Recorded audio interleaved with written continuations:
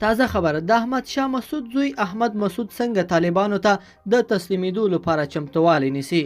بلخوا امرالله صالح سو ویلي دي څومره پوځ د طالبانو خلاف اماده کړی دی.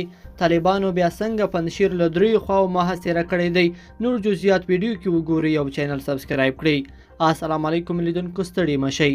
ډیلی ټیلیګراف ورځپاڼې احمد مسعود ته د نږدې کسانو په قول ویلي چې نوموړی د طالبانو په وړاندې مقاومت نشي کولی. ټیلیګراف لیکلي پنجشیر چې په افغانستان کې یوازینۍ سیمه ده چې د طالبانو تر کنټرول لاندې نه ده راغلې، ژر به طالبانو ته په لاس ورشي، ځکه چې احمد مسعود وایي پوره امکانات او نړیوال ملاتړ نه لري. مسعود چې د ولسمشر مرستیال امرالله صالح هم ورسره دی، ادعا کوي چې شاوخوا 6,000 وسلوال لري، خو طالبانو پنجشیر له دریو خواو محاصره کړی دی. احمد مسعود څو ورځې وړاندې په یو مقاله کې چې واشنګټن پوسټ ورځپاڼې د خلکو د نظرونو په برخه کې خپره کړې وه، ویلي و چې د ده د پلار د وخت ډیری وسلې په پنجشیر کې شته او د طالبانو پر ضد د مقاومت لپاره د ځواکونو په راټولولو بوخت دی.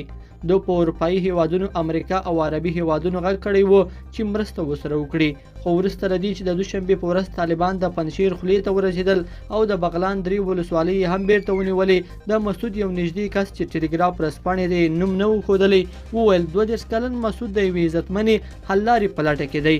هغه همداراز وویل پنجشیر له طالبانو سره جنګېدای نشي، د طالبانو ځواک خورا زیات دی، دا د 1980 یا 1990 لسیزه نه ده، طالبان ډیر غښتلي شوي دي. احمد مسعود ویلي چې له طالبانو سره د سولې خبرې کوي نه جنگ، ځکه کورنۍ جګړه د افغانستان په خیر نه ده.